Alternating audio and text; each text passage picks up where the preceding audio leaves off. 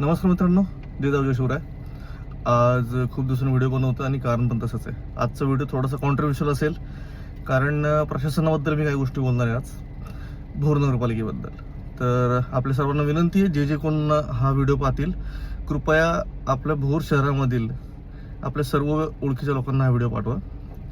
माझे काही बेसिक प्रश्न आहेत, ठीक आहे, आणि त्या प्रश्नांची उत्तर मी या व्हिडिओच्या माध्यमातून विचारतोय.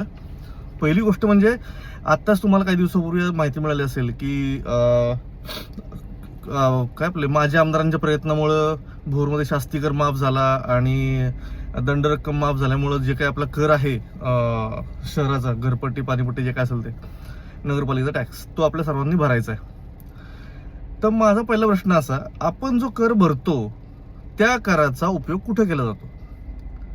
फक्त पाणी पुरवठा करणं म्हणजेच कर काय ते कराचा उपयोग होतो असं आहे का? फक्त पाण्यासाठी आपण पैसे भरतो? तिथं पाणीपट्टी पण भरतो आपण, मग बाकीचे घरपट्टी वगैरे कशाला भरायची? नगरपालिका जी सुविधा आपल्याला द्यायला पाहिजे त्या सगळ्या सुविधा आपल्याला देते का, ह्याचा पहिला आपण विचार करा आणि मग ते कर भरा. सुरुवात माझ्यापासूनच करतो. मी माझा कर भरलेला नाही आणि जोपर्यंत मला पूर्ण सुविधा मिळत नाहीत तोपर्यंत मी तो भरणार पण नाही.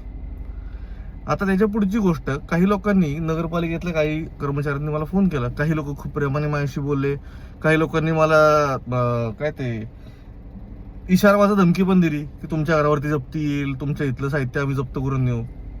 बरं म्हणलं, ठीक आहे या, पण माझ्याकडे यायच्या आधी त्यांना एकच इशारा आहे, या तुम्ही, तुमचं स्वागत आहे, परंतु ज्या ज्या लोकांची रक्कम थकलेली आहे, जी माझ्याकडे माहिती अधिकारामध्ये अवेलेबल आहे की कोणाची रक्कम किती थकली आहे, त्या लोकांवर आपण काय कारवाई केली ह्याचा मला तपशील द्यायचा आणि मग तुम्ही जी कारवाई करताल त्या कारवाईला मी सामोरं जाईल. मला काही हरकत नाही. हा एक माझा सिंपल मुद्दा आहे आणि माझी अपील आहे संपूर्ण भोरमधल्या रहिवाशांना की आपण कदापि कर भरू नये. फक्त पाणी मिळतं, ते पण कसं मिळतं तुम्हाला चांगलं माहिती आहे. पाणी मिळतं म्हणून कर भरणार असाल तर मग त्याचा उपयोग नाही. आपण ज्यावेळी पेठेमध्ये जातो, आता पाहिलं असेल आपण मागच्या 3 वर्षामध्ये, पेठेमधले पेविंग ब्लॉक 4 वेळा खोदले आणि 4 वेळा परत बसवलेत. मला गाडी लावायला जागा भेटत नाही, मला चालायला जागा भेटत नाही. तिथं माझ्या इतर म्हणजे पेठ जर सोडली तर इतर बाहेरच्या साईडला खड्डे पडलेत, रस्त्यांना सिमेंटचे खड्डे उखडलेत, रस्ते उखडून ठेवलेत, पण त्याची कुठे रिपेअरिंग होत नाही. मी का कर भरायचा? बरं, ना मुलाबाळांना खेळायसाठी तुमचं कुठं क्रीडांगण आहे नगरपालिकेचं? नाहीये. एक काय ते स्विमिंग टँक बांधतायत, पण ते स्विमिंग टँक बांधतात का ताजमहल बांधतात माहित नाही, जो अजून पूर्ण होत नाही, गेले 10 वर्ष आले.